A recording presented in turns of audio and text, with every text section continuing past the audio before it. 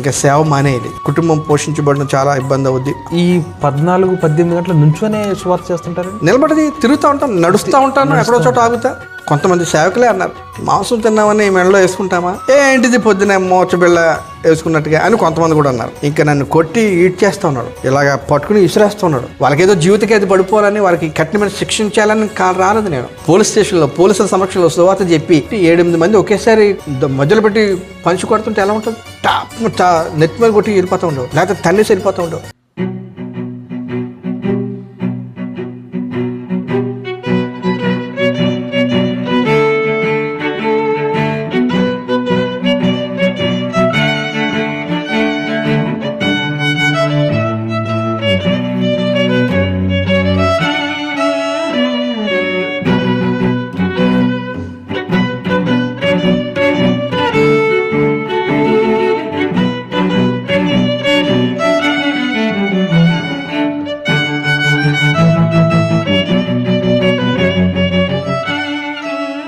ప్రభువైన యేసుక్రీస్తు నామమునకు మహిమ ఘనత ప్రభావం కలుగునుగాక.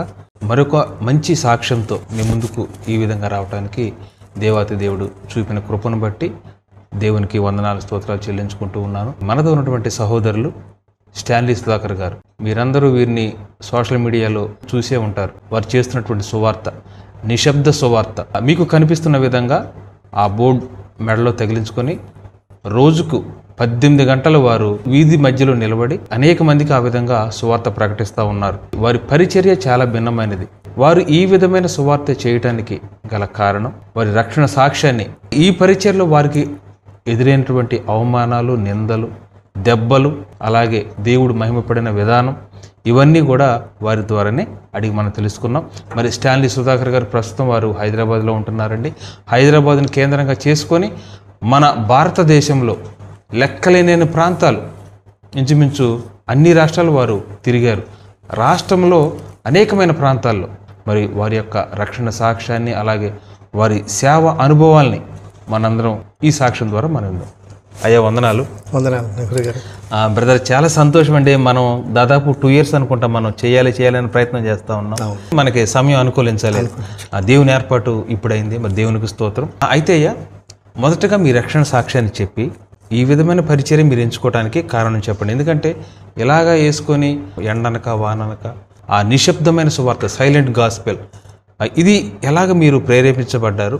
ఎన్ని రాష్ట్రాల్లో చేశారు? మరి మీకు జరిగిన అవమానాలు, నిందలు, ఇలాంటివన్నీ మన ఆత్మీయులతో మీరు పంచుకోండి. తప్పకుండా. ప్రైజ్ ది లార్డ్ అందరికీ.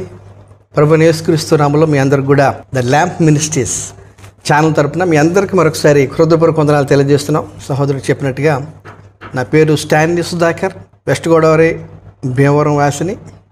క్రైస్తవ కుటుంబంలో పుట్టి పెరిగాను. డాడీ మమ్మీ కూడా గెజిటెడ్ ఆఫీసర్స్గా చేసి రిటైర్ అయ్యి ప్రభునందు నిద్రించారు. Daddy Victor Prabhakar, mummy Vijayakumari. వారికి కలిగిన 3 సంతానంలో నేను చివరివాడిని. నాకు అన్నయ్య విక్టర్ జైకర్, అలాగే అక్క గ్రేస్ ప్రమిళ ఉన్నారు. నేను చివరివాడిని. క్రైస్తవ కుటుంబంలో పుట్టి పెరిగాం కనుక ప్రతిరోజు కూడా మా డాడీ మమ్మీ ఆఫీస్కి వెళ్ళి వచ్చాక మాకు ఫ్యామిలీ ప్రేయర్ ఉంటూ ఉండేది. అలా పాటలు పాడుతున్నప్పుడు నా చేతులు కుదిరి ఉండేవి కాదు, ఏదో ఒక వాయించాలి. అలా పాటలు పాడుతున్నప్పుడు గబగబా కిచెన్లోకి వెళ్ళి 2 ప్లాస్టిక్ డబ్బాలు తీసుకుని కాలు మధ్యలో పెట్టుకుని బ్యాంగోస్లా కొడతా ఉండేవాడిని. సో నాకు ఈ విధంగా సంగీతం మీద చాలా మక్కువ ఏర్పడింది. ఆ విధంగా దేవుని మహాకృపను బట్టి ఎక్కడికి వెళ్లకుండానే, ఏ సంగీత కళాశాలకు వెళ్లకుండానే ఒక 10-15 వాద్యాలు చూసి నేర్చుకునే కృప దేవుడు ఇచ్చాడు. సో ఆ విధంగా సంగీతంలో ఎదుగుతున్నాను. చిన్నప్పటి నుంచి కూడా అనేక చోట్ల సంగీత పరీక్షలు వాడబడుతూ వచ్చా. అయితే నా స్టడీస్ అయిన తర్వాత నేను ఇంటర్ అయ్యాక కంప్యూటర్స్ డిప్లొమా కూడా చేసా, పీజీ డిప్లొమా. ఆ పీజీ డిప్లొమా 90sలో చేయడం కారణంగా అప్పటికే కంప్యూటర్స్ కొత్తగా వస్తూ ఉన్నాయి. వెంటనే నాకు జాబ్ వచ్చింది. ప్రైవేట్ ఇన్స్టిట్యూట్స్లోను అలాగే స్కూల్స్లో కూడా కంప్యూటర్ ఇన్స్ట్రక్టర్గా టీచ్ చేస్తూ ఉన్నా. 94లో నేను వాయిద్యాలు బాగా వాయిస్తున్నానని నన్ను మన్నా చర్చ్ భీమవరం, అక్కడ శామ్యుయల్ ఫినీ గారు ఉండేవారు, పిఎల్ పరంజ్యోతి గారి కుమారుడు. ఆయన నన్ను ఆ మన్నా చర్చ్కి ఆహ్వానించి నాకు అక్కడ సంగీత టీంలో నాకు అవకాశాన్ని ఇచ్చారు. ఆ విధంగా ఆయన పిఎల్ పరంజ్యోతి గారు ప్రభునందు నిద్రించాక ఆయన అంతర్గతపాలెం వెళ్ళిపోతూ కీబోర్డ్కి నన్ను ప్రమోట్ చేసి వెళ్ళిపోయారు. ఆ తర్వాత అమలాపూర్ నుంచి మోకా దేవదాస్ గారు వచ్చారు.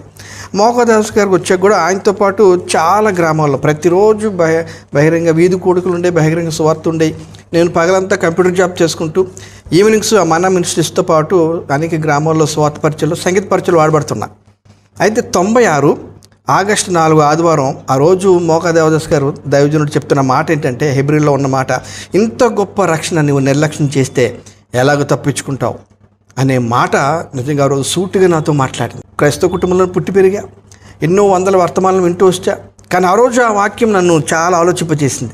దీన్ని నేను నిర్లక్ష్యం చేస్తే ఒకవేళ ఈ రక్షణ పొందకుండా కనుక నేను చనిపోతే నగ్గినగుండం నాకుంది. కాబట్టి నేను ఇంకా నిర్లక్ష్యం చేయకూడదని ఆ వాక్యాన్ని బట్టి నేను చాలా ప్రేరేపించబడి ఆ రోజు నా జీవితాన్ని దేవుని సమర్పించుకున్నా. 1996 ఆగస్ట్ 4 నా స్పిరిచువల్ బర్త్డే. 96లో రక్షించబడ్డాక అదే మన చేతిలో కీబోర్డ్ ప్లే చేస్తూ సంగీత పరిచయాలు కొనసాగుతున్నా. డే టైం అంతా కంప్యూటర్ జాబ్ చేసుకుంటున్నా. 99లో నాకు మ్యారేజ్ అయింది. ఆ మ్యారేజ్ కూడా దైవజనులు మోకా దేవదాస్ గారు చేశారు. సో నా భార్య ఫ్లోరెన్స్, తను బైబిల్ కాలేజ్ టీచర్గా ఉంటూ ఉండేది. వాళ్ళ తండ్రి గారు కూడా ఒక సంఘానికి కాపరిగా ఉన్నారు. మా మామయ్య గారికి ఏకైక కుమార్తె తను. 99లో వివాహం అయ్యాక ఎవరైనా ఇంకా కాస్త ఎక్కువగా సంపాదన ఉండే జాబ్ ఎత్తుకుంటారు. ఎందుకంటే భార్య వచ్చింది, ఇంకా కాస్త ఏదైనా బెటర్ లైఫ్ లీడ్ చేయడానికి. అలాంటిది దేవుడు నన్ను సేవకు పిలవడం మొదలు పెడతా ఉన్నాడు. నాకేమో చాలా భయం. ఎందుకంటే యాకోబు 3:1 ఒకటి ఉంటుంది కదా, కాబట్టి సహోదరులారా, బోధకులమైన మనము మరీ కఠినమైన తీర్పు పొందుదామని ఎరిగి త్వరపడి మీలో ఎవరు బోధకులు కాకుడే అనే మాట ఉంటుంది. నాకు ఇష్టమైన ఈ సంగీత పరిచయంలోనే కొనసాగుతాను ప్రభా అని దేవునితో నేను బేరమాడుతూ వచ్చాను. కానీ జాబ్ పట్ల విరక్తి కలిగిస్తానని చెప్పి జాబ్ పట్ల ఆయన విరక్తి కలిగించారు. నా సర్టిఫికెట్స్ అన్నీ అక్కడే వదిలిపెట్టి కొన్ని వేల రూపాయలు PF కూడా వదిలిపెట్టేసి రిజైన్ చేసి వచ్చాను. కానీ వెంటనే బైబిల్ కాలేజ్కి వెళ్ళి పాస్టర్ ట్రైనింగ్ అవ్వడానికి నాకు ధైర్యం సరిపోవట్లే. ఈ విధంగా 2005 వచ్చేసరికి అప్పటికే 2 కుమార్తెలు పుట్టారు నాకు. 3వ కుమార్తె 7వ నెల గర్భిణిగా ఉంటుండగా 2005లో దేవుడు చాలా సూటిగా మాట్లాడాడు ఒక ప్రవక్త ద్వారా. నా కుమారుడు, ఇప్పటికైనా నువ్వు నా సేవకు వస్తావా, రాకపోతే నిన్ను దెబ్బ కొట్టినా నా సేవ చేయించుకుంటానని చెప్పి చాలా కఠినంగా దేవుడు మాట్లాడాడు. నాకు అర్థమైపోతా ఉంది, అన్ని రకాల ద్వారాల్లో దేవుడు మూసుకుంటూ వచ్చాడు, ఒక బైబిల్ కాలేజీ ద్వారం మాత్రం నా ముందు ఉంది. ఇంకా తప్పదు నేను సేవకి వెళ్ళాలి. ఆయన ఎప్పుడైతే దెబ్బ కొడతానన్నాడో నాకు చాలా భయం వేసి, సో నా అంతరంగాన్ని ఎరిగిన దేవుడు వెంటనే మాట్లాడుతూ ఉన్నారు. నా కుమారుడు, నువ్వు ఎందుకు బాధపడుతున్నావు, ఎందుకు దిగులు పడుతున్నావు, నీకు అత్యంత ఇష్టమైన వాద్య పరిచయతో పాటు వాక్య పరిచయలు కూడా నేను వాడుకోబోతున్నాను అని ఆయన మాట్లాడుతుంటే ఆ మాట ఎంతో చాలా ధైర్యం ఇచ్చింది. అప్పుడు నేను బైబిల్ కాలేజీకి వెళ్ళా. కాకినాడ పెంతెకోస్తు బైబిల్ కళాశాలలో 3 years BTech చేశా. 2008లో ట్రైనింగ్ అయిపోగానే నేను బయటకు వచ్చి మా మామయ్య గారు సంఘంలో అసిస్టెంట్గా ఉంటూ, ఆయన అపార్ట్మెంట్ సేవకుడు, అనుభవం ఉన్న సేవకుడు, ఆయన దగ్గర నేను అసిస్టెంట్గా ఉంటూ అక్కడ సండే స్కూల్ యూత్ పరిచయం నడిపిస్తున్నా. కొంతకాలానికి మేమే ఆంధ్రలో వెస్ట్ గోదావరిలో 2 గ్రామాల్లో నేను నా భార్య కలిపి ఇళ్ళ వద్ద ఆరాధన స్టార్ట్ చేసాం. 2008 నుంచి 2014 వరకు కూడా 6 సంవత్సరాలు నేను వెళ్ళి వాక్యం చెప్తుంటే ఏ ఒక్కరు బాప్తిసం పొందట్లే. ఈ విధంగా ఉంటుండగా 2014లో మే నెల చివరిలో నా అంతరంలో నేను ఒక్కడనే తీసుకున్న నిర్ణయం ఏంటంటే, ఇంకా సేవ మానేయాలి, కుటుంబం పోషించబడడం చాలా ఇబ్బంది అవుద్ది, సేవలో కూడా ఏమాత్రం కూడా ముందుకు వెళ్ళలేకపోతున్నాను, సేవ మానేసి నేను మరలా కంప్యూటర్ జాబ్కి వెళ్ళిపోదాం అని అనుకుంటూ ఉండగా ఆ 2014 మే నెల చివరిలో ఒకరోజు మధ్యాహ్నం ప్రేరేపణ వస్తుంది టీవీ ఆన్ చేయమని. 12:30 ఆ టైంకి టీవీ ఆన్ చేశా. టీవీ ఆన్ చేయగానే ఇలాగే ఇంటర్వ్యూ కనిపిస్తూ ఉంది నాకు స్క్రీన్ మీద. 2 దైవజనులు ఉన్నారు, భార్య భర్తలు. ఆమె అడిగిన క్వశ్చన్ ఏంటంటే ఆ సేవకుల్ని 2014లో, అయ్యా ఇప్పుడున్న సేవకులు అందరిలో మీరు చాలా యవ్వన సేవకులు, కానీ అద్భుతంగా మీరు దేవుని సేవలో సువార్త పనిలో చాలా అద్భుతంగా వాడుకుంటున్నారు, ఇంత అద్భుతమైన పరిచయం మీరు ఎలా చేస్తున్నారు అని అడిగితే ఆ సేవకురాలు అంటుంది, మీరు అన్నట్టుగా నిజమే, ఈ వయసులో మేము ఈ విధంగా వాడబడుతున్నాం అంటే దానికి ఒకే ఒక సీక్రెట్, అదేంటంటే 50 దినాల ఉపవాస ప్రార్థన. చూడదుగో నా సేవకుని ఎలా వాడుకుంటున్నాను చూసావు కదా, వారిలాగా నేను అనేక మందికి ఆశీర్వాదం కనుక నేను వాడుకోబోతున్నాను, వారిలాగా నువ్వు 50 దినాలు ఉపవాసం ఉంటే నా సన్నిధిలో కనిపెట్టు అని దేవుని స్వరం వినిపించా. వెంటనే గదిలోకి వెళ్ళా. లైఫ్లో ఫస్ట్ టైం 50 days ఎప్పుడు చేయలే. సో దేవుడు క్లారిటీ ఇచ్చాడు 2 విషయంలో. రాత్రంతా నా సొంతలో కనిపెట్టు అని. ఆ విధంగా అద్భుతంగా చాలా మైండ్ బ్లోయింగ్ ఎనర్జీ దేవుడు ఇచ్చాడు. ఆ రోజు ఆదివారం అని నాకు అర్థమైంది. అడుగుతున్నా, ప్రభు ఈరోజు వాక్యం ఏం చెప్పాలి అంటే జాన్ 15:14 అలాగ రెఫరెన్స్ దగ్గర మెరుస్తూ కనిపించింది. ఆ తర్వాత ఆ ఆత్మతో, పరిశుద్ధాత్మతో, అగ్నితో అభిషేకించబడ్డా. ఆ రోజు వెళ్ళి అక్కడ రోజు వాక్యం చెప్తుంటే నా మీద ఉన్న అభిషేకం అక్కడున్న నలుగురి మీద కూడా దేవుడు పరిశుద్ధాత్మ అభిషేకం వారి మీద రావడం జరిగింది. వాళ్ళు అప్పటి వరకు బాప్తిసం కూడా పొందలే. సో ఆ విధంగా స్వస్థత వారని దయ్యాల వాళ్ళు కూడా అధికారాన్ని పరిశుద్ధాత్మ అభిషేకం ద్వారా దేవుడు నాకు ఇచ్చి వాడుకోవడం మొదలుపెట్టాడు. ఆగస్టు 3 అభిషేకించబడ్డ. సెప్టెంబర్కి బెంగళూరులో ఉన్న ఒక బిషప్ నన్ను పిలిచారు 3 రోజుల సభలకి. అక్కడ అద్భుతంగా వాడుకున్నాడు. అక్కడ కూడా 3 రోజుల్లో వాక్యం చెప్పముందు ప్రైజ్ అండ్ వర్షిప్ చేస్తుండగానే అనేక మంది మీదకి దేవుని అభిషేకం రావడం, చిన్నపిల్లలు మొదలుకున్న వృద్ధాప్యం వరకు కూడా దేవుని ఆత్మలో దర్శనాలు చూడడం, సంవత్సరాల తరబడి ఉన్న వ్యాధులు హీల్ అవ్వడం. ఆ విధంగా సెప్టెంబర్ బెంగళూరులో, అక్టోబర్కి కొన్ని సభల్లో నేను చూడడానికి అని చెప్పి అక్టోబర్లో హైదరాబాద్కి రావడం, ఆ తర్వాత నవంబర్కి పంజాబ్, డిసెంబర్కి పాకిస్తాన్ బోర్డర్, అలాగా నెలల తేడాలో రోజుల తేడాలో రాష్ట్రాలు దాటించడం మొదలుపెట్టాడు.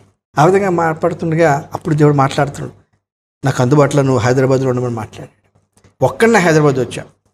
ఫ్యామిలీ షిఫ్ట్ చేద్దామంటే మా మామయ్య గారికి ఏకైక కుమార్తె నా భార్య, ఆయన సేవకుడు వృద్ధాప్యలో ఉన్నారు. వాళ్ళకు కూడా ఏంటంటే నేను ఇలాగా స్వార్థగా వాడబడడం, రోడ్ల మీద తిరిగి స్వార్థ చేయడం ఒకంత వాళ్ళకి ఇష్టమైన పరిచర్యే. అయినప్పటికీ దేవుడిచ్చిన భారం, అనేక మంది లక్షల మంది బయట యేసు మాట వినడం వాళ్ళు ఎంతోమంది ఉన్నారు కనుక వారి మధ్యలో చేయాలని దేవుడు పెట్టిన భారాన్ని బట్టి ఆయన ఇచ్చిన దర్శనం, ఆయన ఇచ్చిన అభిషేకం, నేను జవాబుదారుని దేవునికి. కనుక ఫ్యామిలీ షిఫ్ట్ చేద్దాం అనుకున్నా కుదరలేదు, ఇంకా వాళ్ళు అక్కడే ఉన్నారు. కనుక నేను ఒక్కడే మ్యారీడ్ బ్యాచిలర్ లాగా హైదరాబాద్లో ఉంటున్నాను 2014 నుంచి ఇప్పటి వరకు. హైదరాబాద్ వెళ్ళాక దేవుడు నాకు ఇచ్చిన ఈ మ్యూజిక్ తలాంతను బట్టి సేవకుల మీటింగ్లు వెళ్ళి అక్కడ వాడబడుతూ అలాగా చాలా మంచి మంచి అభిషేకం కలిగిన దైవసేవకులతో పరిచయాలు ఏర్పడతా ఉన్నాయి. అలా కొనసాగుతున్నా. 2020 లాక్డౌన్కి ఒక 1 month ముందు మా మామయ్య గారు సిక్కారు. ఫోన్ చేసి ఇలాగా ఆయన పెద్ద ఆయన సిక్కారు కనుక అక్కడ చర్చ నడిపించి నాకు రావాలి నువ్వు తప్పను అంటే, అప్పుడు మళ్ళీ నేను హైదరాబాద్ నుంచి వెస్ట్ గోదావరి రావడం జరిగింది. అలా వచ్చి సంఘం నడిపిస్తా ఉన్నాం. నడిపిస్తుండగా లాక్డౌన్ పడింది. మనకు తెలుసు మార్చి 23, 2020 లాక్డౌన్లో మందిరాలన్నీ మూయబడ్డాయి. అటువంటి సమయంలో నేను సిటీలో చాలా విరివిగా అనేక చోట్ల వాడబడుతుండేవాడినేమో. ఒక గదిలో కూర్చుని ఉండడం చాలా నిరాశ వచ్చేసింది.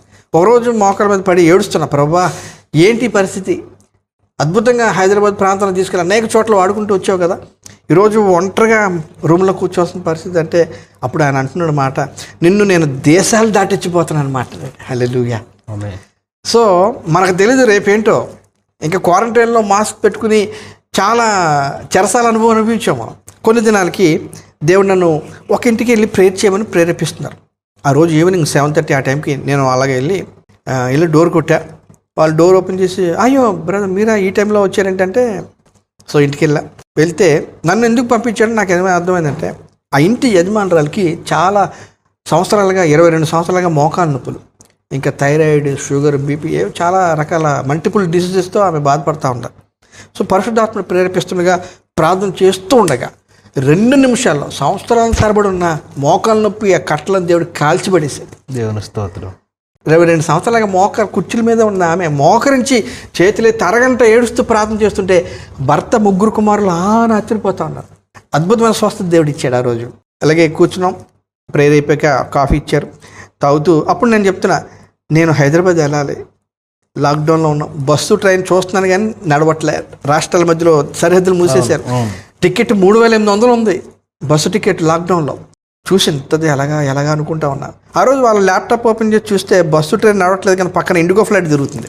వాళ్ళు చూసి, పాస్టర్ గారు ఇండిగో ఫ్లైట్ తిరుగుతుంది, టికెట్ 4,000, మరి వెళ్తారంటే, అయ్యి బాబు 4,000 అంతది నాయకులు అంటే, వాళ్ళు అన్నారు టికెట్ డబ్బుల గురించి మీరేమో ఆలోచించవచ్చు, లక్షలు ఖర్చు పెట్టిన తగ్గిన వ్యాధులను దేవుడు అద్భుతంగా ప్రార్థన చేస్తున్నాను, దేవుడు స్వస్థపరిచాడు మా మమ్మీని, కనుక టికెట్ మేము పెట్టుకుంటాం మీరు వెళ్తారంటే, టికెట్ మీరు పెట్టుకుంటే నేను వెళ్ళకపోవడం అంటే అర్జెంట్ బుక్ చేయను. సో నెక్స్ట్ డే వాళ్ళు బుక్ చేశారు. June 15th ఎప్పుడు వాళ్ళు ఫ్లైట్ టికెట్ బుక్ చేశారు రాజమండ్రి నుంచి హైదరాబాద్కి. 2020 1 hour జర్నీ రాజమండ్రి నుంచి హైదరాబాద్కి ఫ్లైట్. కానీ 2 గంటలు మాకు కరోనా టెస్టులు చేశారు, ఎందుకంటే రోజుకి 20,000 మంది చనిపోతా ఉన్నారు. సో రాజమండ్రి విమానాశ్రయంలో కరోనా టెస్టులు అని చేశారు. ఫేస్ షీల్డ్ అని ప్లాస్టిక్ షీట్ చూస్తుంటారు కదా, అది నాకు ఇండిగో అని పేరుండి ఫేస్ షీల్డ్, అది ఫ్లైట్లో ఉన్న 40 సీటర్ ఫ్లైట్, అది అందులో అందరికి ఇచ్చారు.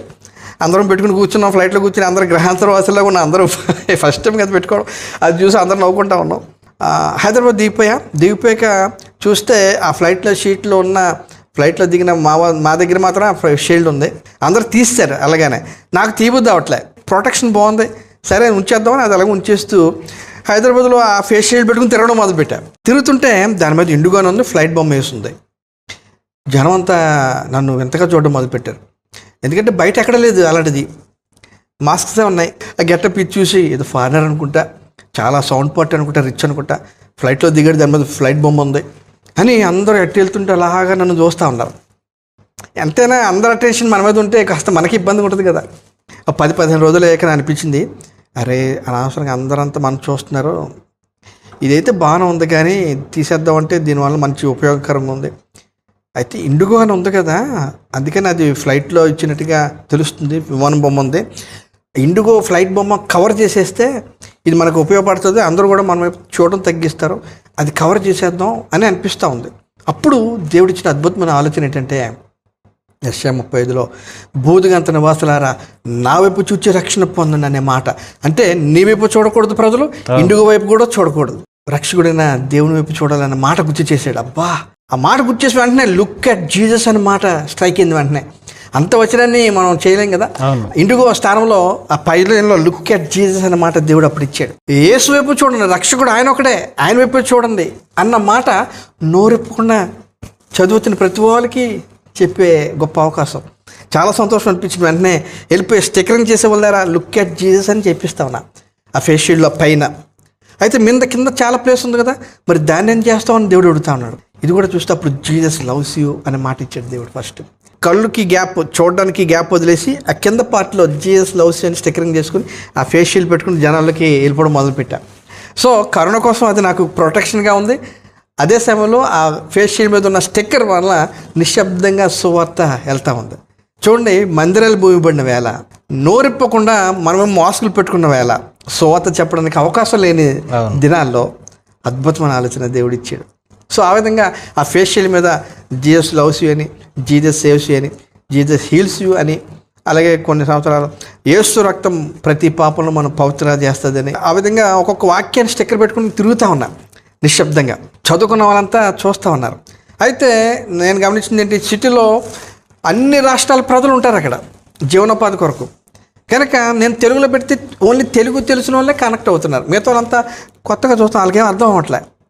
సో 1000 మంది రోజు సిటీ నిండా, హై ఫ్లోటింగ్ కదా, ఒక వాక్యం ఒక భాషలో పెడితే మిగతా భాషలు మాట్లాడే అందరూ మిస్ అయిపోతుంది. కనుక అందరికీ ఒక్క మాట యేసు గురించి చెప్తే చాలు, ఎందుకంటే 1000 మంది నన్ను దాటి వెళ్ళిపోతూ ఉన్నారు, వాళ్ళందరూ మిస్ అయిపోతున్నారు దేవుని సువార్తకి. కనుక అందరికీ అర్థమయ్యే భాషల్లో పెడితే బాగుంటుందని ఆలోచించి ఒక 7 భాషలు సెలెక్ట్ చేసుకున్నా. ఆ భాషల్లో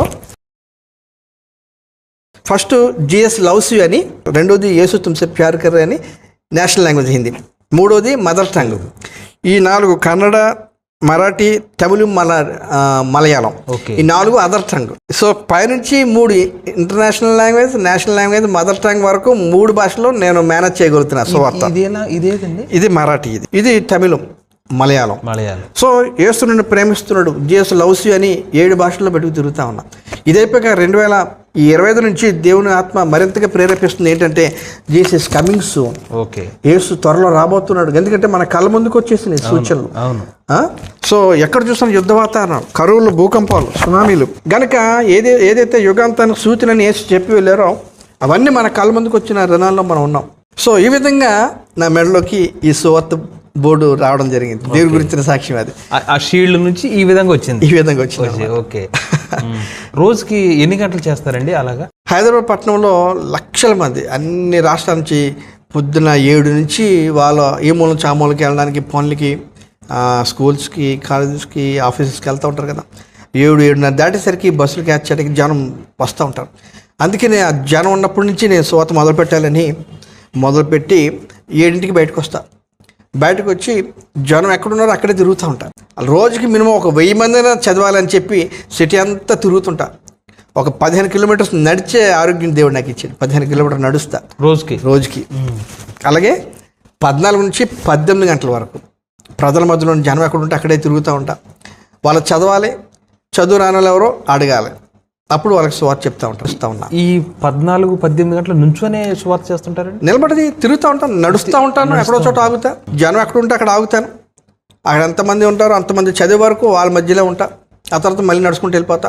అంత బాగా అంత అయిపోయింది. ఇంకా కాలు ఏమైనా కాస్త లాగుతుందంటే అప్పుడు బస్సు ఎక్కి మళ్ళీ వెనక్కి రూమ్కి వచ్చేస్తాం. ఈ మధ్యలో భోజనం అండి? భోజనం ఇంకా బయటకు వెళ్ళానంటే భోజనం చేయను. ఎందుకంటే భోజనం చేస్తే మనకి కాస్త మళ్ళీ బాడీ రెస్ట్ తీసుకోవాలనిపిస్తుంది. కనుక నాకు ఇష్టం కాఫీ ఇష్టం. కాఫీ తాగుతా, చిన్న బిస్కెట్ ఏదో తీసుకుంటా, నడుస్తూ ఉంటాం. అలాగే ఇంకంతే. మార్నింగ్ ఏదో తిని బయటకు వచ్చేస్తారు. మార్నింగ్ బ్రేక్ఫాస్ట్ చేసి బయటకు వచ్చేస్తారు. మళ్ళీ ఈవినింగ్ ఇంటికి వెళ్ళి తింటారు. ఇంకా ఈవినింగ్ కూడా నైట్ కూడా ఏం తిన్నా. ఇంకా నేను బయట ఫీల్డ్లోకి వచ్చానంటే ఇంకా జస్ట్ టీ బిస్కెట్ టిఫిన్తోనే. ఓకే, మీకు చదువు రాదు, ఒక సేవకుడిగా తర్ఫీదు తీసుకోలేదు, అంటే పాస్టర్ ట్రైనింగ్ తీసుకోలేదు, లేదా సేవకుడిగా అనుభవం లేదు, దేవుని గురించి మరి వాక్యం చదివే అనుభవం లేదు అనుకుంటే ఇలా చేస్తే బాగానే ఉంటుంది. మీరు బైబిల్ ట్రైనింగ్ చేశారు, తర్వాత సేవకుడిగా కొన్నాళ్ళు కొనసాగారు, దేవుని పరిశుద్ధాత్మ అనుభవాలు పొందుకున్నారు. మరి మీ తోటి సేవకులు గౌరవప్రదంగా వెళ్ళారు, వారితో ప్రసంగాలు చేశారు, సభల్లో వాడబడ్డారు. తర్వాత ఈ విధంగా బోర్డు వేసుకొని ఒక ఖైదీలాగా అలాగా తిరుగుతూ ఉన్నప్పుడు కొంచెం ఏమన్నా అనిపిస్తుంది ఎప్పుడన్నా? అరే దేవుడు నన్ను ఎందుకు ఈ పిలుపులో పిలిచినట్టు, నేను కూడా అలాగా అంటే సేవకులను కొంతమంది చూసినప్పుడు ఉంటే బాగుండు కదా అని ఎప్పుడన్నా అనిపిస్తుంది? అయితే దేవుడు పరిశుద్ధాత్మతో అభిషేకం ఇచ్చినప్పటి నుంచి నాలో పెట్టిన స్వార్థ మంట ఇతరులు ఏమనుకుంటారని దాన్ని ఏమాత్రం పట్టించుకోకుండా చేసేసింది. నాకు ఎవరేమనుకుంటే నాకే దీని ద్వారా నిశ్శబ్దంగా నోరెప్పకుండా స్వార్థ జరుగుతుంది. కొన్ని వేల మందికి స్వార్థ వెళ్తుంది. కనుక ఆయన చెప్పి చేయమని ఆజ్ఞాపించిన ఆజ్ఞ అది. గ్రేట్ కమిషన్ అంటాం. మీరు సర్వ సృష్టికి వెళ్ళండి, సమస్త జనులను సృష్టిలుగా చేయండి అన్నాడు. కనుక ఆ ఆజ్ఞ నెరవేర్చే గొప్ప భాగ్యం దేవుడు నాకు ఇచ్చాడు. ప్రతికూల పరిస్థితుల్లో మరీ చెప్తున్నా, పరిస్థితులు మారిపోయాయి. అటువంటి పరిస్థితుల్లో కూడా రోజుకి 1000 మందిని చదివించే గొప్ప ఆయుధం దేవుడు నాకు ఇస్తే ఇంకెవరేమనుకుంటే నాకే. ఫస్ట్లో చాలామంది మీరు అనుకున్నట్టుగానే కొంతమంది అడిగినట్టు కూడా సందర్భాలు ఉన్నాయి. చాలా ఫన్నీగా ఉంటాయి. కొంతమంది సేవకులే అన్నారు, మాంసం తిన్నామని మెడలో వేసుకుంటామా అంటే నీకు ఒక్కడికే భక్తుందా అని మాకు లేనట్ట అని కొంతమంది సేవకులే నన్ను చాలా మాట్లాడినారు. ఏంటిది పొద్దున మోచబిళ్ళ వేసుకున్నట్టుగా అని కొంతమంది కూడా అన్నారు. ఏదో అనుకున్నా దేవుని ప్రేరేపణ, దేవుడు నాలో పెట్టిన స్వార్థ మంట అవేమి కూడా నన్ను వెనక్కి లాగలేకపోయాయి. కనుక మనుషులు ఏమన్నా నవ్వి ఊరుకుంటాను అంతే. కానండి నిజమైన ఆత్మీయ అనుభవాలు కలిగిన వాళ్ళు అయితే కరెక్ట్గానే ఒక అంచనా వేసుకుంటారు. కాకపోతే కొంత ఆత్మీయత లోపించిన వాళ్ళు ఎలా ఉంటుందంటే, ఒక ఎక్కువ సమూహం ఉన్న సంఘాల పాస్టర్స్ని గౌరవించిన విధంగా మీలాంటి సేవకులు వాళ్ళు కొంచెం గౌరవించలేకపోవచ్చు. అది సహజంగా ఇప్పుడు జరుగుతూ ఉంది. నా తపన కూడా అదేనండి. ప్రతి క్రైస్తవులు గమనించవలసిన విషయం ఏంటంటే, దేవుడు ఒకరికి ఒక పని చెప్పారు అంటే అదే గొప్ప పరిచర్య అతనికి. దాన్ని మనం ఇంకొక దానితో కంపేర్ చేయకూడదు. మన వాక్యం చెప్పిన రీతిగా చేతి పని చేయాలి, కాలు పని కన్ను పని కన్ను చేయాలి. ప్రతి అవయవం ఒకే పని చేస్తారంటే అవ్వదు కదా. సో ఇది గుర్తించట్లేదండి. మన క్రైస్తవులు ముఖ్యంగా ఆత్మీయులు ఒక మార్పు రావాలి. ఎలా మార్పు రావాలంటే అందరినీ సమాన దృష్టితో చూడాలి. ఇప్పుడు ఒక కారులో దిగిన సేవకు అంటే నేను వాళ్ళకి వ్యతిరేకమని నేను అన్నండి. ఎప్పుడు వాళ్ళ పిలుపులో వాళ్ళు వెళ్తున్నారు, కానీ మన దృష్టిలోనే లోపం ఉంది. అవునవును. ఇప్పుడు ఒక కారులో ఒక సేవకుడు దిగాడు అనుకోండి, అతనికి లభించినంత ఆదరాభిమానాలు మీరు కనిపిస్తే లభించవు. అదే నా బాధ అండి. ఈ విధంగా మీరు సువార్త చేస్తున్నప్పుడు మన క్రైస్తవులు అంటే ఎలాగో మాట్లాడతారు, లేకపోతే లేదు. వ్యతిరేకులు అంటే క్రీస్తు ప్రేమ తెలియని వాళ్ళు, వాళ్ళ వల్ల మీకు కలిగిన ఇబ్బందులు, ఆ అనుభవాలు కొన్ని చెప్పండి. ఇందులో మెరిట్స్ ఉన్నాయి, డిమెరిట్స్ ఉన్నాయి. తీపి అనుభవాలు ఉన్నాయి, దేవుని మహిమతో అద్భుతమైన క్షణాలు ఉన్నాయి, అదేవిధంగా గాయపడ్డ సందర్భాలు కూడా ఉన్నాయి. చెప్తా. సో 2020లో నేను ఎప్పుడైతే ఆ ఫ్లైట్లో వచ్చిన ఫేషియల్ తయారు చేసుకుని పెట్టాను, ఫస్ట్ పెట్టిందే look at Jesus loves you అని పెట్టాను 2020లో. అయితే ఒకరోజు నేను ఒక స్ట్రీట్లోకి వెళ్తుంటే ఆ స్ట్రీట్లో ఒక క్రీస్తు ప్రేమ ఎరగని కుటుంబం ఉన్నారు. వాళ్ళు నన్ను ఎంతో ఆటంకపరిచి ఎందుకు ఇటువైపు ఎందుకు వస్తున్నావు, ఇక్కడ నీకు పని ఏంటి అని చెప్పి నా మీద పసుపు నీళ్ళు జల్లారు. పసుపు నీళ్ళు జల్లితే నేను ఇదయ్యి కోపంగా మాట్లాడుతున్నసరికి లోపల నా కొడుకుని పిలిచింది ఆమె. ఆ కొడుకు తలా నేను తెత్తున జిమ్లో ట్రైనర్ అంట, నాకు తెలియదు. జిమ్ ట్రైనరు కండలు తిరుగున్నాడు, అంత తెత్తున్నాడు. ఇంకా చూస్తే గొలియాతుకి దావిదిలో ఉంది. రాడమే కొట్టాడు. ఒక్కడు కొట్టేసరికి అంత దూరం వెళ్ళి పడ్డా. ఫోను తీసి ఫోన్ రికార్డ్ చేద్దాం అనుకున్నా, ఫోన్ తన్నాడు. ఫోన్ వెళ్ళి పడింది, స్క్రీన్ పగిలిపోయింది, ఫోన్ పని అయిపోయింది. ఇంకా నన్ను కొట్టి ఈడ్ చేస్తూ ఉన్నాడు, ఇలాగ పట్టుకుని విసిరేస్తూ ఉన్నాడు.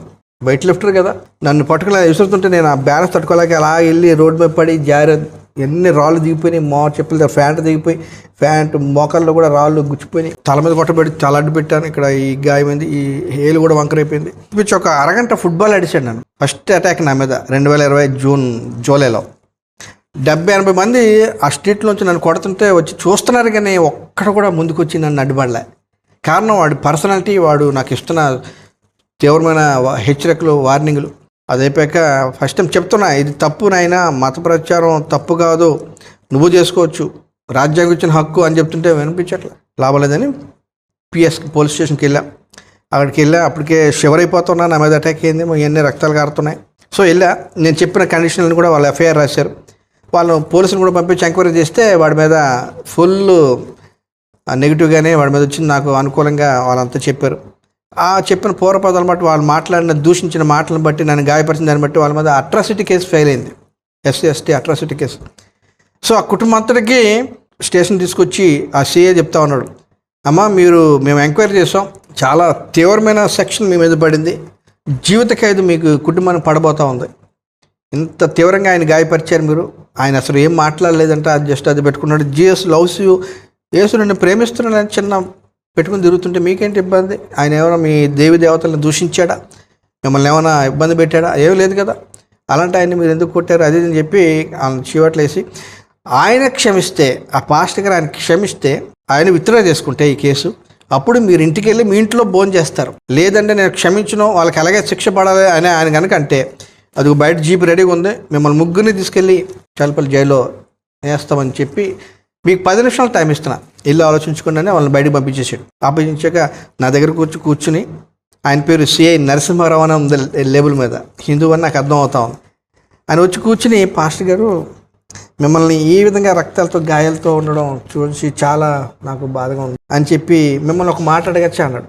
అడగండి CI గారు అంటే, లేదు, యేసుక్రీస్తు కూడా సిలువలో ఆయన గాయపరచబడి సిలువకు వేస్తున్న సమయంలో ఆయన కూడా ప్రార్థన చేస్తాడు కదా, తండ్రి వీరేం చేస్తున్నారో వీరికి తెలియదు కనుక వీరిని క్షమించు అని ప్రార్థన చేస్తాడు కదా, ఆ విధంగా ఏమైనా ఆ కుటుంబాన్ని మీరు క్షమించగలరా, ఎందుకంటే ఆమె విధవరాలు, భర్త లేడు, కొడుకు కుమార్తెను చూసుకుని బతుకుతూ ఉంది. ఈరోజు మీరు పెట్టే క్షమాభిక్షను బట్టి వాళ్ళ ఇంటికి వెళ్ళడమా, లేకపోతే జీవితకాలం వాళ్ళ ఖైదులో ఉండిపోవడమో, కనుక మీరేమైనా యేసుక్రీస్తులాగా మీరు ఏమైనా క్షమించగలరంటే, అయ్యో తప్పకుండా క్షమిస్తారు, నేను ఇక్కడ దాకా వచ్చింది ఎందుకంటే వాళ్ళకేదో జీవితకైతే పడిపోవాలని, వాళ్ళకి కఠినమైన శిక్షించాలని రాలేదు నేను. మన రాజ్యాంగం ఇచ్చిన హక్కును బట్టి ఇలాగ అభ్యంతరపరచడం, కొట్టడం చాలా విరుద్ధం కదా, హక్కులకి భంగం కలిగించడం కదా, అది మీ ద్వారా చెప్పిస్తే వాళ్ళు వింటారని అందుకోసం వచ్చాను. రాజ్యాంగం అందరికీ సమాన హక్కులు ఇచ్చింది కనుక ఆ విషయం తెప్పించడానికి వచ్చాను. తప్పకుండా క్షమిస్తాను రమ్మనంటే, ఆ తల్లికి కళ్ళంటే నీళ్ళు వస్తా ఉన్నాయి, అర్థమైపోయింది, వాళ్ళు ఇంకా ఎస్కేప్ అవడానికి లేదు. వెంటనే తల్లి ఆ కొడుకు కూతురుని బట్టి నా కాలు మీద పడబోయింది. వెంటనే కాలానికి తీసుకున్నా, అమ్మమ్మ ఆగడా, మీరు పడాల్సింది నా కాళ్ళ మీద కాదు, ఒకే ఒక రక్షకుడు యేసుక్రీస్తు కాళ్ళ మీద పడండి. ఒకప్పుడు నేను కూడా పాపలో ఉన్నాను, నన్ను క్షమించాడు ఆయన పాపల రక్షకుడు అని 7-8 మంది పోలీసులు స్టాఫ్ ఉంటుండగా, SI/CI ఉంటుండగా, ఆ కుటుంబానికి ఒక అరగంట సువార్త చెప్పి, పోలీస్ స్టేషన్లో పోలీసుల సమక్షంలో సువార్త చెప్పి, నిన్ను క్షమించాను, నువ్వు నమ్మట్లేదు కదా, నిన్ను క్షమించాను, నన్ను రక్తాలు కారేట కొట్టి ఈడ్ చేసినా నేను క్షమిస్తున్నా బ్రదర్ హరి అని నా బ్యాగులో ఉన్న స్వీట్ ఒకటి ఇచ్చా. అప్పుడే దిల్ పసంద్ వేడితోటి పార్సల్ చేసుకున్న స్లైసెస్ ఉన్నాయి నా దగ్గర, కొట్టిన హరి గారిని ఇచ్చా, తీసుకో, నేను క్షమించాను అన్నాను గుర్తుగా. ఇంటి దగ్గర మీ చెల్లి ఉంది కదా, తను కూడా ఏవో మాట్లాడింది, తను కూడా క్షమిస్తున్నా, తనకు కూడా ఉండని చెప్పి ఆ గల్లీ లీడర్, బస్తీ లీడర్ వచ్చాడు, అతనికి లీడర్ ఇచ్చి, BJP లీడర్ అతను వచ్చాడు, ఆయనకి స్వీట్స్ ఇచ్చి క్షమించా. ఎప్పుడు క్రైస్తవం మీద నిర్ద్వేషం పెంచుకోవద్దు అని చెప్పి నేను వదిలిపెట్టేస్తాను. నా తర్వాత CA అందుకున్నారు. అదేరా క్రైస్తవులు అంటే, చూడు ఇంత గాయపరిచినా నిన్ను జీవితకాల ఖైదులో పెట్టడానికి అవకాశం ఉన్నా ఆయన ప్రేమించి క్షమించి వదిలిపెడుతున్నాడు. క్రిస్టియానిటీ అయితే అది, వారు ఎవరిని గాయపరచరు, ప్రేమతో పాటలు పాడతారు, ప్రేమతో వేసే మాటలు చెప్తారు. అలాంటి ఆయన్ని కొట్టడానికి ఎలా చేతులు వచ్చారని, బాడీ పెరిగింది కానీ బుర్ర పెరగలేదని వాళ్ళు క్లాస్ పీకేశారు. సో దేవుని కుటుంబం బట్టి ఆ రోజు వాళ్ళకి స్వార్థ చెప్పేసి వదిలిపెట్టాం. అది ఫస్ట్ అటాక్. అది వెళ్ళిపోయాక బయటకు వచ్చాక బస్తీ లీడర్ అంటాడు, పాస్టర్ గారు నిజంగా మీరు ఇలాంటి నిర్ణయం తీసుకుని వాళ్ళకి క్షమాభిక్ష కలిగిస్తుంటే నాకు అర్థమైంది, మీరు ఎక్కడుంటారో చెప్పండి, నేను వస్తాను ఆదివారం. నేను ఒక ఆదివారం ఒక చర్చిలో ఉన్నాను రా బాబు, నేను సిటీలో ఎవరు ఎక్కడ పిలిస్తే అక్కడికి వెళ్ళిపోతాను వాక్యం చెప్పడానికి, సాక్ష్యం చెప్పడానికి. మీకు అంత ఇంట్రెస్ట్ కలిగింది కదా, మీకు దగ్గరలో ఉన్న ఏ చర్చికి వెళ్ళండి, ఏ చర్చిలో అయినా అదే బైబుల్ అదే మాటలు చెప్తారు. తప్పకుండా మీరు ఏదైనా చర్చికి వెళ్ళండి బ్రదర్, నేనైతే ఒక చోట ఉన్నాను మీరు అని ఆయనకి కూడా పంపించేసి. సో 2020లో అది 2021లో డిసెంబర్ 15వ తారీఖుని మణికొండ అనే ఏరియాలో నన్ను ఒక సేవకుడు లంచ్కి ఇన్వైట్ చేసి అక్కడికి వెళ్ళి భోజనం చేసి మణికొండ బస్ స్టాప్కి వచ్చేసా. బస్ స్టాప్కి వచ్చి బస్ కోసం వెయిట్ చేస్తూ ఉండగా అక్కడ దగ్గరే స్వాములు ఉన్నారు దీక్షలో టెంట్ వేసుకుని. అప్పటికి నా మీద ఉన్న వాక్యం ఏంటంటే యేసు రక్తం ప్రతి పాపం నుండి మనల్ని పవిత్ర చేస్తుందని తెలుగులో కంప్లీట్ వాక్యం ఉంది, మొదటి యోహాను 1:9. ఆ గుస్సామాన అతను వచ్చాడు, దూరంగా వచ్చి చూసి యేసు రక్తం ప్రతి పాపంలో మనం పవిత్ర చేస్తుంది చదివి ఆయనకి అర్థమైపోయింది ఇదేదో క్రైస్తవుడు అని. వెంటనే వెళ్ళిపోయి మిగతా 6 తీసుకొచ్చాడు. వాళ్ళు రావడమే ఎవడరా నేను ఇక్కడ పిలిచింది, అసలు నన్ను దాడి చేయడం మొదలు పెడుతుంది. వాళ్ళు వస్తుంటే నాకు అర్థమైంది. వెంటనే నేను కెమెరా తీసి వీడియో టపటప 7-8 సెకండ్లు వాళ్ళందరినీ కవర్ చేశాను. కెమెరా ఫోటో నేను చేసిన వీడియో డిలీట్ చేసి ఫోన్ కూడా కింద పాల్గొట్టేశారు. బ్లూటూత్ పడిపోయింది. నన్ను తీసుకున్న లంచ్ ఇన్వైట్ చేసిన ఆ పాస్ కెమెరా ఇస్తే ఆయన మీద దాడి చేసి నా ఫోన్ లాగేసుకుని పాల్గొట్టారు. ఇంకా 7 పట్టి మధ్యలో కొడుతున్నారండి. అద్భుతం ఏంటంటే 7 మంది ఒకేసారి మధ్యలో పెట్టి పంచి కొడుతుంటే ఎలా ఉంటుంది? ఒక్క పంచి నా దేహానికి తగలలే. ఫోన్ పాల్గొట్టారు కదా, అప్పుడు కూడా రెండోసారి నేను పిఎస్కి వెళ్ళా, దగ్గరలో ఉన్న పోలీస్ స్టేషన్కి వెళ్ళా. అక్కడ నా పోలీసులు చూసి దీని వాళ్ళ ఎవిడెన్స్ కోసం వాళ్ళ ఫోటో తీసుకున్నారు, ఎఫ్ఐఆర్ చేసాం. వాళ్ళు కూడా నా మీద అన్యాయంగా పెట్టారు. నేనేదో వాళ్ళని మతపరంగా దూషిస్తారని కొట్టినట్టుగా వాళ్ళ అబద్ధ ప్రకారం నా మీద సెక్షన్ పెట్టారు. నేను ఒకటే చెప్పా పోలీసులకి, ఇదిగోండి ఈ విధంగా దాడి చేశారు, నేను బస్ కోసం వెయిట్ చేస్తుంటే నన్ను దాడి చేశారు. మీకు న్యాయం కావాలంటే నా ఫోన్లో వీడియో ఉంది, దాన్ని ఆధారం డిలీట్ చేశారు. పైకి చూస్తే పైన 4 సీసీ కెమెరాలు ఉన్నాయి. దేవుడిచ్చిన ఆలోచన. చుట్టుపక్కల షాప్స్ ఉన్నాయి, అన్నింటిలో సీసీ కెమెరా ఉంది. మీకు వాస్తవాలు సీసీ కెమెరాలో రికార్డ్ అయి ఉన్నాయి. అవి చూసి దాని ప్రకారం నాదేదని తప్పు ఉంటే మీరు ఏ శిక్ష వేసినా నేను రెడీ. వాళ్ళు చెక్ చేస్తే కంప్లీట్గా వాళ్ళ దాడి తెలిసిపోయింది. వాళ్ళని 3 సెక్షన్లు పడ్డాయి. దేవుని కృపను బట్టి commissioner of police Stephen Ravindra వాళ్ళ దగ్గరికి వెళ్ళా. అక్కడి నుంచి వాళ్ళు ఫోన్ చేయగానే అప్పుడు నాకు ఎఫ్ఐఆర్ కాపీ ఇచ్చి ఫర్దర్ కేసు వచ్చారు. కనుక కాంప్రమైజ్కి వాళ్ళు వచ్చారు. ఆ లోక్ అదాలత్లో జడ్జి దగ్గరికి వచ్చి నాకు $5,000 పెనాల్టీ కట్టి, నష్టపరిహారం కట్టి, ఫోన్ పాల్గొట్టారు కదా, నేను గాయపరిచారు కదా, పెనాల్టీ కట్టి జడ్జి ముందు వాళ్ళు లంపలు వేసుకుని, అయ్యా తప్పు అయిపోయింది ఏదో ఉద్రేకం. జడ్జి అంటాడు, దీక్షలో ఉన్నారు కదా స్వామి మీరు, దీక్షలో ఉండి ఇదేంటి కోపరాగ తాగాలి ఏంటి అసలు అదంటే, అయ్యా తప్పు అయిపోయిందని క్షమించి వాళ్ళు క్షమాపణ అడిగి ఆ విధంగా అలా వెళ్ళిపోయారు. దెబ్బతిన్న ప్రతిసారి ప్రమోషన్ మీకు అది కూడా చెప్తా. ఫస్ట్ టైం నన్ను కొట్టాడు కదా గల్లీలో, ఆ కుటుంబం స్ట్రీట్లోకి రావద్దని కొట్టారు కదా, దానికి ప్రమోషన్గా దేవుడు ఏం చేశాడు తెలుసా? రక్షణ టీవీ ఛానల్లో 1 hour లైవ్లో దేవునితో మొట్టమొదటి గడి అనే లైవ్ ప్రోగ్రామ్ అది. ఓకే, లక్షల మంది అనేక దేశాల్లో చూసే ప్రోగ్రామ్ అది. అందులో 4 సార్లు వాక్యం చెప్పడానికి దేవుడు అవకాశం ఇచ్చాడు. చూడండి, ఒక స్ట్రీట్లోకి నన్ను అభ్యంతర పరిస్తే లక్షల మందిలోకి దేవుడు తీసుకొచ్చాడు. అది మొదటి ప్రమోషన్. 7-8 మంది అయ్యప్పలు కొడితే దానికి ప్రమోషన్ ఏంటంటే, ఆ దాడి జరిగిన 2 నెలలకి 9 రాష్ట్రాలు ఒక దేశంలోకి తీసుకెళ్ళిపోయాడు. 3 నెలలు హైదరాబాద్ నుంచి బయలుదేరి పక్క రాష్ట్రాలు స్వాత చేసుకుంటూ నేపాల్లోకి వెళ్ళిపోయాం. 3 రాష్ట్రాలు 9 రాష్ట్రాలు ఒక దేశంలోకి దేవుడు తీసుకెళ్ళిపోయాడు. 8 మంది కొడితే ప్రమోషన్. సో నాకు అనిపిస్తూ ఉంటుంది, ఇప్పుడు ఎంతమంది కొట్టినా దాని ప్రమోషన్గా దేవుడు ఎక్కడెక్కడికో తీసుకెళ్ళిపోతాడు నాకన్నా ధైర్యం. తర్వాత దాడులు ఇవన్నీ ఓకే. ఈ విధంగా సువార్త ప్రకటించుకుంటున్న విధాల్లో ఎవరన్నా ఆదరించబడటం కానీ, ఎవరైనా రక్షించబడటం కానీ, లేదా ఎవరన్నా అర్థం కాని అయోమయ స్థితిలో వారి జీవిత గమ్యాలు ఉన్నప్పుడు వారికి ఒక మార్గం తెలియటం కానీ ఇలాగ జరిగిందా? ఎస్, అద్భుతమైన మినిస్టర్స్ ఇవి, దాడులు ఇవి, అటాక్స్ ఇవి. ఈ పరిచయం ద్వారా పెట్టుకు తిరిగితే అయిపోద్దండి సేవ అని అనుకుంటున్న వాళ్ళకి నేను చెప్పగలను.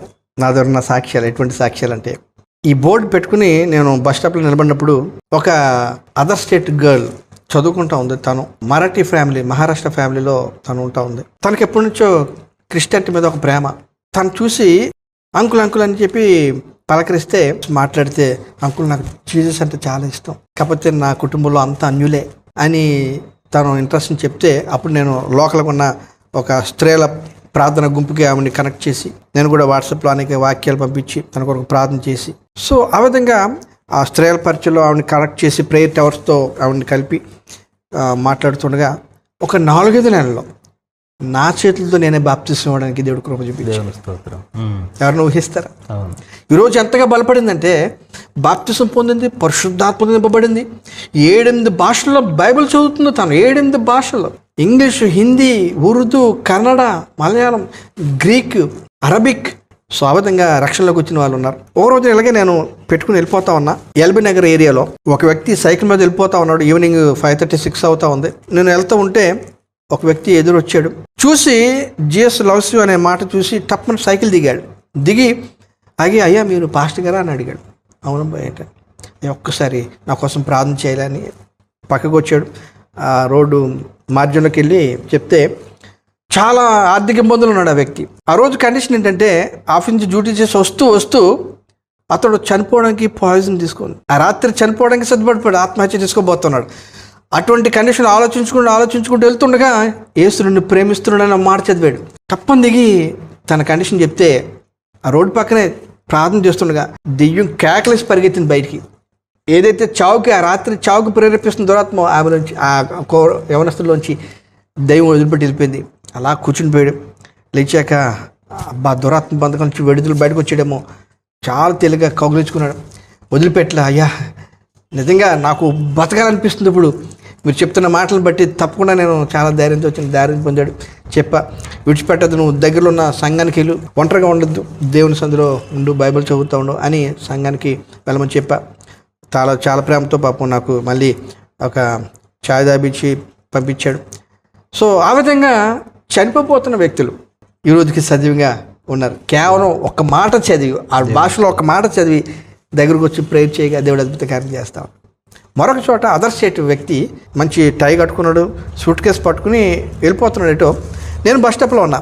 అని వెళ్ళిపోతూ యేసు తుమ్సే ప్యార్ కరే, యేసు నిన్ను ప్రేమిస్తున్నాడు అనే మాట హిందీలో చదివి ఆ సూట్ కేసు అక్కడ వదిలేసాడు. అలాగా వదిలేసి అది ఒక్కసారే ఊపిరి పీల్చుకుని గట్టిగా హక్ చేసుకున్నాను. నన్ను హక్ చేసుకుని ఆ ఒక్క మాట ద్వారా ఆదరణ పొందినట్టు అనిపించింది.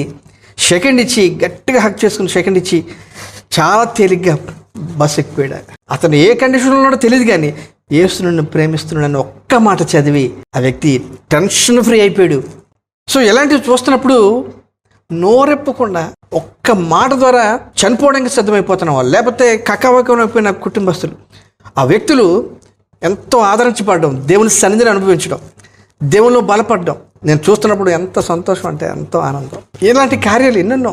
అయితే బ్రదర్, ఇప్పుడు ఒక సంఘం అనుకోండి, ఒక సంఘం అంటే ఖచ్చితంగా సేవకుడు పోషించబడాలి కాబట్టి ఖచ్చితంగా కానుకలు అనేవి సంఘం ఇస్తూ ఉంటుంది. అది దేవుని కృపే, మన దాన్ని మనుషులకి ఏమీ ఆపాదించకూడదు. మీరు బయటికి వెళ్ళారంటే ప్రతిరోజు ప్రతి గంట ఒక కొత్త మొహాలే. మిమ్మల్ని చూసి మీ దైవ సేవకుడు అని చెప్పి దేవునికి మన కానుక ఇద్దామని చెప్పి మీకేం చేతులు పెట్టరు, ఏం కానుక ఇవ్వరు. ఈ ఆర్థికమైన విషయాలు ఎలాగా మీకు సమకూర్చబడుతున్నాయండి? చాలా మంది సేవకులు కూడా ఆశ్చర్యపోతున్న విధానమే అది. సో సేవకునికైతే ఆదివారం దాటితే కాస్త వాళ్ళ చేతికి ఏం వస్తాయి. నాకు సంఘం లేదు, తెల్లారితే రోడ్డు మీద తిరుగుతుంటా, పైగా కానుక సంఘం తల వంచండి దెబ్బలు పడుతుంటాయి, దోషాలు ఎదుర్కొంటా ఉంటా. కనుక వినండి, పిలిచిన దేవుడు ఎంత నమ్మదగిన వాడో, ఎంతగా పట్టించుకుంటాడో. కొన్ని వందల అనుభవాలు నాకు అందుబాటులో ఉండమని మాట్లాడాడు. హైదరాబాద్ రమ్మని, దర్శనాన్ని బట్టి కుటుంబాన్ని విడిచిపెట్టి, వసతులను విడిచిపెట్టి ఒక్కడిని వెళ్ళి అక్కడ ఉంటున్నందుకు దేవుడు ఎంతగా పట్టించుకుంటున్నాడంటే, మీకు చూపించా ఇండియాలో ఎన్ని రాష్ట్రాలు తిరిగాను, ఆ మ్యాప్. ఏ ప్రాంతానికి వెళ్ళా నా సొంత ఖర్చులు పెట్టుకుని వెళ్ళా. ఎలాగొచ్చినాయి అంటే ఆ టైంకి దేవుడు ఎవరెవరిని ప్రేరేపించడం. ఇలా వెళ్తుంటాం కదా, ఎడవైపు నడుస్తాం. యాక్చువల్గా ఎడవైపు నడుస్తుంటే కొంతమంది స్టార్టింగ్లో 2020లో నేను ఈ నిషాబ్ స్టార్టింగ్ చేసినప్పుడు ఆపోజిట్లో చూసి కొంతమంది లెఫ్ట్ సైడ్ వెళ్తున్నప్పుడు వెనక నుంచి వచ్చి బండి మీద కొట్టి వెళ్ళిపోతూ ఉండేవారు, స్పీడ్గా నెత్తి మీద కొట్టి వెళ్ళిపోతూ ఉండేవారు, లేకపోతే తన్నేసి వెళ్ళిపోతూ ఉండేవారు. అలాగే 2-3 సార్లు అయితే ఇంటికి వెళ్ళి మోకరించి ఏడ్చా, ప్రభా ఇది నువ్వు ఇచ్చిన ఆలోచన కదా ప్రభా, నిశ్శబ్ద సువార్త. ఇలా కూడా అంటే కుడివైపు నడు అన్నాడు దేవుడు, సింపుల్గా కుడివైపు నడు. ఎంత అద్భుతం అంటే ఎడవైపు నడుస్తున్నప్పుడు ఇటువైపు ఫేస్ చేస్తుంటాను కదా, కుడివైపు వెళ్తున్నాడు, అడపదడప ఒకళ్ళ 2-3 ఇలా క్రాస్ లుక్ చేసేవారు నన్ను. ఎప్పుడైతే ఆయన ఇచ్చిన మాటను బట్టి కుడివైపు నడవడం మొదలెడుతున్నాం, వేల మంది వెళ్తుంటే వాళ్ళకి ఎదురు వెళ్తుంటాం. కన్నుండి చదువు వచ్చిన ప్రతిబోడు చదివి వెళ్తాం. కీడు చట్టిన మేలంటే అది. సో అలాగా వెళ్తున్న సమయంలో మన క్రైస్తవ సహోదరులు ఎదురయ్యి, అరే అద్భుతంగా ఉందా పరిచయ, సహోదరుడు భలే చేస్తున్నాడే అని దిగిపోయి గమ్ముని హక్ చేసుకుని వండర్ఫుల్ మినిస్టర్ బ్రదర్ అని చెప్పి ఏదో ఆఫరింగ్ పెట్టి వెళ్ళిపోతున్న వాళ్ళు చాలామంది ఉంటారు.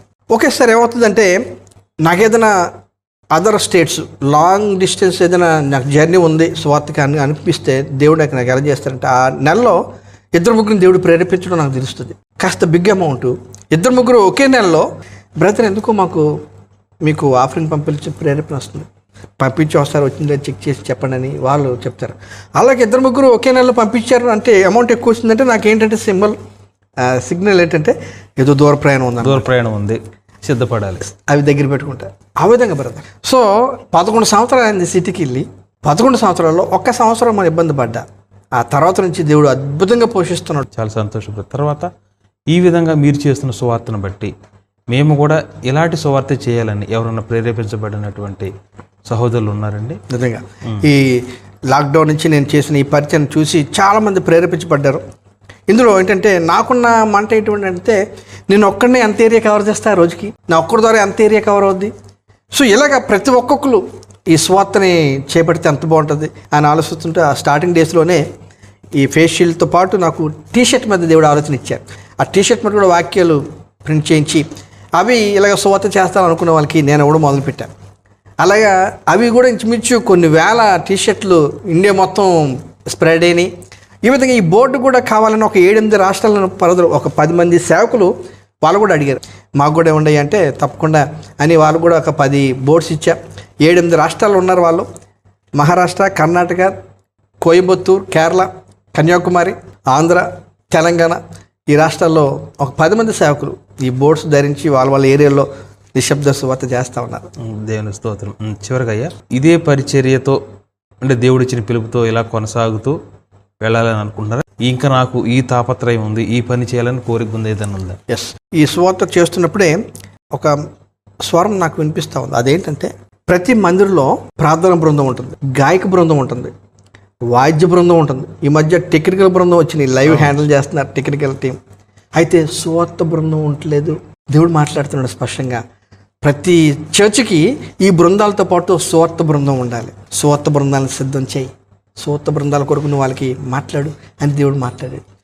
అదే దాన్ని నాకు దేవుడు ఎంతగా కన్ఫర్మ్ చేశాడంటే, మొన్న లాస్ట్ ఇయర్ నవంబర్లో మోహన్ సి లాదర్స్ గారు ఐడియా ఉంది, గొప్ప దైవజనుడు. ఆయన వచ్చి సికింద్రాబాద్లో ఒక సభలో మాటలో ఆయన ఇదే ఎగ్జాంపుల్ చెప్పాడు. ఆయన ప్రార్థన బృందం ఉంది, గాయక బృందం ఉంది, వాయిద్య బృందం ఉంది, టెక్నికల్ బృందం ఉంది, సువార్త బృందం లేదు. ఈ అంచె దినాల్లో సువార్త బృందాలు ఉండాలి ప్రతి చర్చికి ఆయన చెప్తే నాకు గూసంస్ వచ్చినాయి. దేవుడు ఏదైతే చెప్పాడో అదే మాటని ఆ గొప్ప దైవజనుడి నోట్లోని చూస్తే నాకు కన్ఫర్మేషన్ ఇచ్చాడు దేవుడు. కనుక ఈరోజు నన్ను వాక్యానికి ఎవరు పిలిచినా దేవుడు ఆ రోజు ఇచ్చిన వాక్యంతో పాటు అదే చెప్తున్నా, ఒక సువార్త బృందాన్ని మీరు కలిగి ఉండండి. ఆ సువార్త బృందంతో బయటికి ఎంతో కోత, ఎంతో విస్తారంగా ఉంది. లక్షల మంది మన చర్చి బయట ఉన్నారు, మనం చర్చిలోనే ఆగిపోతున్నాం. రాకడ గుర్తులు నెరవేరుతున్నాయి, సూచనలు చాలా దగ్గరకు వచ్చేసాం. అయితే సువార్త యేసు మాట ఒక్కసారి కూడా విన్నారు. హైదరాబాద్లో తిరుగుతుంటే అదర్ స్టేట్స్ వాళ్ళు యేసు ప్రభు ఫోటో కూడా చూసి ఏ కౌనే నయ హీరో ఏకియా అని, ఎవరైనా కొత్త హీరోవా ఈయన్ని అడ్వర్టైజ్మెంట్ చేస్తున్నామని అడుగుతారు. అంటే యేసు ఫోటో తెలియని వాళ్ళు, యేసు మాట కూడా ఒక్కసారి కూడా చదవని వాళ్ళు ఎంతోమంది మన చుట్టుపక్కలే ఉన్నారు, మన గ్రామాల్లో ఉన్నారు. కనుక అటువంటి వారి కొరకు సువార్త బృందాలతో సేవకుడు గ్రామాల్లో తిరిగినప్పుడు నూతనాత్మలు వస్తారు. అనేకులకి దేవుని సువార్త దేవుడిచ్చి చెప్పి వెళ్ళిన ఆజ్ఞని మనం నెరవేర్చిన వారులుగా ఉంటాం. ఒక దిన దేవుడు మనకి గొప్ప కిరీటం, బలనమ్మకమైన మంచి దాసుడా అని ఆయన ఇచ్చే బహుమానాలు పొందుకోవడానికి మనం సిద్ధపడతాం అనేది ఒక తీవ్రమైన ఆలోచన దేవుడు నాకు ఇచ్చినప్పుడు సువార్త బృందాలని తయారు చేయమని దేవుడు చెప్పిన మాటను బట్టి అది నేను చాలామందికి తెలియజేస్తాను. సో మీ ద్వారా వీక్షకులకు, ప్రేక్షకులకు నేను కోరే ఒక మాట ఏంటంటే, స్టాన్లీ సుధాకర్ సువార్థికుడు, గల్లీలో అయినా ఢిల్లీలో అయినా ఎక్కడో చోట రోడ్ల మీదే నేను ఉంటాను, సువార్త ప్రకటిస్తూ ఉంటాను నిశ్శబ్ద సువార్తగా. కనుక సాక్ష్యం ఉన్నారు కనుక నా కొరకు ఎదురవుతున్న సిచ్యువేషన్స్ కొన్ని చెప్పా, ఎన్నో ఉన్నాయి, సమయానుకూలంగా కొన్ని మాత్రం వివరించా. చూస్తున్న మీరు ఒక్కరు కూడా ఈ స్టాన్లీ సుధాకర్ అనే సువార్థికుడు ఎక్కడున్నా మీ ఆత్మతో అభిషేకించి మీ దూతలకు ఆపదలు దయచేసి బహుబలంగా వాడుకో ప్రభా. ఇంకా అనేక మందిని ఇటువంటి వారిని లేవనెత్తండి అని ఒక్క మాట మీ వ్యక్తిగత కుటుంబ సంఘ ప్రార్థనలో ప్రార్థించాల్సిందిగా నేను మరి నెహ్రూ గారి యొక్క వీడియో ఛానల్, ఈ యూట్యూబ్ ఛానల్ ల్యాంప్ మినిస్ట్రీ ద్వారా మిమ్మల్ని అందరూ హృదయపూర్వకంగా కోరుకుంటున్నాను. తప్పకుండా ప్రార్థించండి. చాలా చాలా చాలా చాలా సంతోషం బ్రదర్. మీ సాక్ష్యం నిజంగా దేవుడు మీకు పెట్టిన భారాన్ని, అది పరిస్థితి ఎలా అయినా సరే, భౌతికంగా మనుషులు ఏమనుకున్నా సరే దాన్ని పక్కన పెట్టి సువార్త కోసం దేవుని ప్రేరేపణ బట్టి, దేవుని పిలుపుని బట్టి ఆ విధంగా కొనసాగుతున్నారు. మరి ఈ సాక్ష్యాన్ని వింటున్న మీరందరూ కూడా సహోదరులు మీరు చాలా చోట్ల చూసుంటారు, మరి సోషల్ మీడియాలో.